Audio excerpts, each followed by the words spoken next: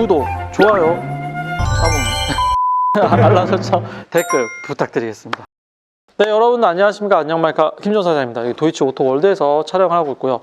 국산차 한 대 준비했어요. 이름하여 이 정도 가격에 살 수 있는 굉장히 기분 좋은 차, 바로 올류 SM7 차량입니다. 자, 2011년 10월에 최초 출고됐고요. 18만 킬로입니다. 12년형 각자 차량이 되겠고요. 2.5 엔진이 탑재가 돼 있어요. VQ 엔진이죠. 거기에 6단 미션, LE 등급 차량의 검은 색깔 차량이죠. 한때는 참 어떻게 보면은 그랜저의 어떤 대항마, K7과 쌍두마차 막 이렇게 했던 차량이 지금은 어찌 이곳에서 이러고 계시는지. 자, 이렇게 해서 완전 무사고 1인 신조 차량, 하지만 중고차로서는 저력 있다. 자, 외관부터 보여드릴게요.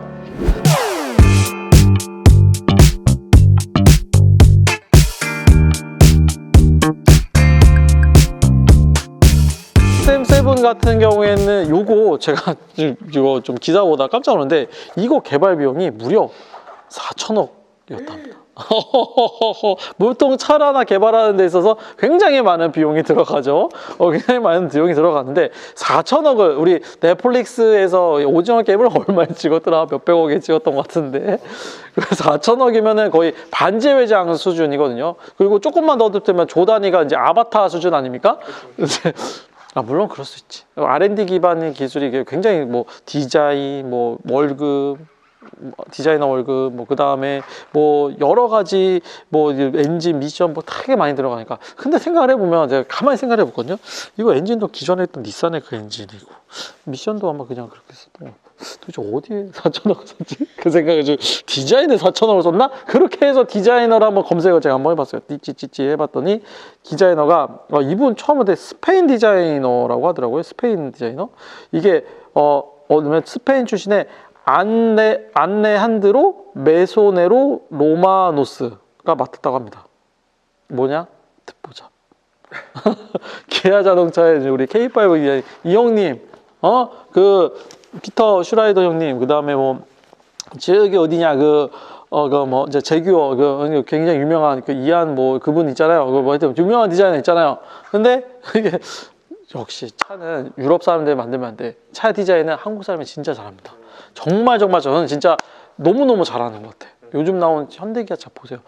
그리고 저는 예전에 벤츠 CLS 디자인 보고, 와, 디자인은 진짜 한국이 탑이네. 물론 우리나라 차도 웬만하면 수입 디자이너들이 많이 합니다. 많이 하는데 전 우리나라 사람이 훨씬 저는 100배, 1000배는 잘한다고 생각해요. 그만큼. 자, 그러면 이 르노 갑자기 3,000% 빠지긴 했는데, 왜 그렇게 했냐면 가격이 너무 괜찮고, 이만한 가격대에 이 정도의 어떤 구성 퀄리티 있는 차가 많이 없다는 거죠. 그리고 사실 삼성차에 대한 오해와 이런 것들이 많은데, 사실 삼성차가 어쨌든 보면 이건희 회장님의 꿈 아닙니까? 차를 정말 좋아하시고, 이 삼성차를 만들어서 지금까지 이제 이게 쭉 르노까지 이어지는 이 쭉 계보를 따라가면은, 그 중간에 확 바뀐 게 언제냐? 바로 이 시즌이죠. 이 르노가 맡으면서 많은 부분이 진짜 변경이 된 것 같아요. 확실히 이제 르노 같은 경우에는 진짜 엄청 큰 회사입니다. 이렇게 작은 회사가 아니죠.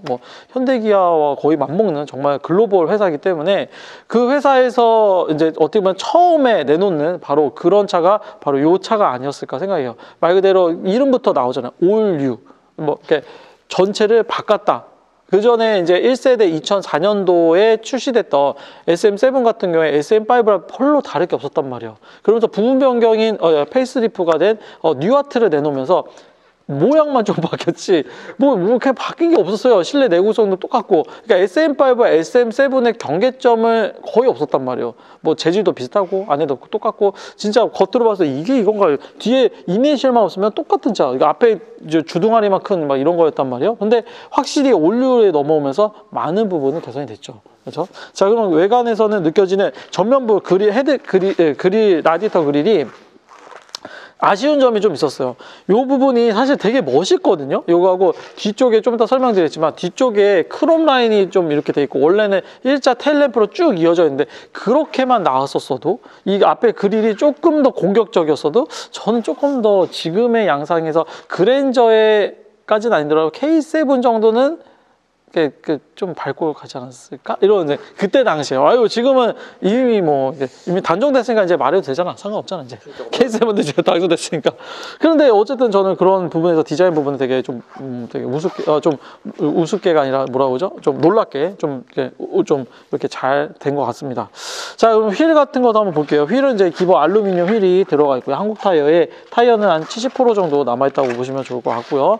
뒤에도 역시나 휠과 타이어 키너지 타이어로 한국 타이어가 껴져 있습니다. 뒤에 후면부 테일램프 아까 말씀드린 바로 이 부분이 원래는 LED로 이렇게 쭉 일자바로 돼 있던 부분인데 이게 빠지고 크롬으로 되어 있죠. 그리고 이제 이렇게 트렁크 공간은 동급 대비했을 때는 트렁크 공간이 굉장히 넓거든요. 그 K7하고 그랜저랑 비교했을 때는 굉장히 넓게 잘 빠졌습니다. 이런 부분 체크할 수 있겠고요. 뒤에는 이렇게 머플러가 사각 머플러 팁으로 되어 있어가지고 제가 좀 전번에 원형 머플러보다는 사각 머플러가 조금 더 멋있다고 하죠. 근데 이 차는 또 왜 그러냐면 이게 SM7 제가 뉴아트를 제가 기억이 나요. SM7 뉴아트가 이 사각 머플러 팁을 했을 때는 좀 잘 안 어울렸단 말이야. 근데 올류로 넘어오면서 이 디자인과 이 사각 머플러 팁이 굉장히 잘 어울리는 것 같습니다. 자 그러면 실내 뒷좌석 2열부터 한번 볼게요. 구독, 좋아요, 알람 설정, 댓글 부탁드리겠습니다. 좀 깔끔하고 여기에 안쪽에는 이렇게 쭉 이제 멀티미디어 조절할 수 있는 거고 열선이 이쪽에 숨어 있습니다. 항상 매번 말씀드리지만 요거는 좀 밖으로 노출시키는 게 좋다. 아무리 디자이너가 이렇게 생각한다고 해도 요것만 좀 도어 쪽에 갖다 준다던가 최소한 아니면 요쪽에만 놔줬어도 좋지 않았을까? 이런 생각이 좀 들게 됩니다. 이게 좀 상당히 번거롭거든요. 누르고 또 닫고 이게 좀 번거롭잖아요. 아니면 항상 맨날 이렇게 열어놓던가 이렇게 놔두고 다녀야 되거든요. 이게 좀 번거롭잖아요. 그죠? 자 그리고 이제 1열로 가보도록 하겠습니다. 구독, 좋아요, 알람 설정, 댓글 부탁드리겠습니다. 이제 센터 펜시아 쪽에 원래 뭐 되게 플라스틱 요소들을 많이 썼고 기존에가 좀 이렇게 돌출돼 있다고 해나? 이게 기존에 뉴아트도 그렇고 처음에 SM7 같은 게 좀 돌출돼 있었던 거에 비했을 때 이거 좀 정리가 된 느낌이에요. 정리를 좀 한 느낌으로 뭐 버튼 시동이라던가 방향제 놓는 거, 그리고 이쪽에는 멀티미디어와 뭐 프로토 공조 에어컨, 소프트 패스트 이런 것도 좀 이렇게 좀 빠르고 느리게 할 수 있는 오토를 조절을 가능한다는 이런 것도 되게 괜찮고, 그리고 이쪽에 이제 크루즈 컨트롤은 좀 엉뚱한 곳에 있는 게 조금, 그리고 이제 전자 파킹하고 카드키, 그리고 이런 안에 쪽에 이렇게 좀 우드 느낌의 나는 이런 것도 굉장히 좀 디자인적인 요소는 잘 만들었다. 오히려 그 기아 자동차가 디자인으로 되게 많이 좀 추구를 하잖아요. 그랜저 같은 게 모던한 느낌, 그리고 기아 자동차 같은 경우에는 좀 세련된 느낌. 이 차량 어느 정도의 카테고리를 넣을까 하면 모던과 세련미를 좀 합치면 이런 느낌이 나오지 않을까? 이렇게 좀 생각이 들었더라고요. 전 들고요. 그 다음에 핸들 같은 경우에는 기본적으로 이제 좀 3포크 핸들에 패드 시프트가 장착이 되고요. 열선 시트가 운전석하고 조수석이 이쪽에 달려 있어요. 이것도 되게 생뚱맞죠?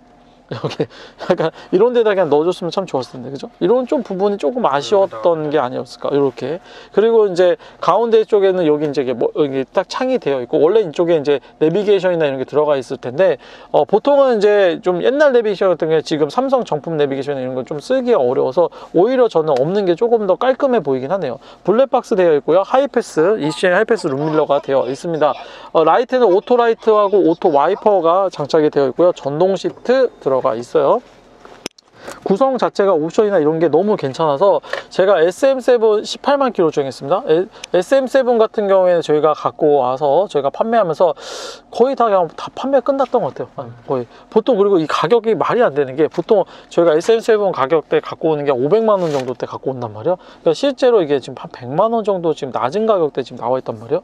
그래서 저는 그냥 여러분 생각에 어떻게 생각하시면 되냐면, 한 100만 원 정도 싸니까 그냥 100만 원 싸게 이대로 타시는 것도 좋고, 100만 원 정도 내가 투자한다 생각을 해서 뭐 여러 가지 리스토어 해가지고 타는 것도 좋아요. 뭐 휠을 좀 바꾼다던가, 뭐 아니면은 뭐 좀 잔잔하게 뭐 대시보드 좀 깔고 뭐 발에 발매트 좀 하고, 그 다음에 전체적으로 쿠션하고 이런 것도 좀 바꿔보고, 컬러를요. 그렇게 해가지고 한 50에서 100 정도 이렇게 좀 리스토어 하면은 제가 봤을 때는 자 장고장도 없고 고장도 안 나는 요거는 한 10년까지는 좀 그렇고, 한 5년 정도, 5년 정도, 10년까지는 키로수가 18만 원이겠네. 10년까지는 좀 힘들 것 같고, 한 5년 정도 너끈하게 타지 않을까, 이런 생각이 좀 들게 됩니다. 구독, 좋아요, 알람 설정, 댓글 부탁드리겠습니다. 관리 상태나 이런 게 훨씬 텐션이 올라갑니다.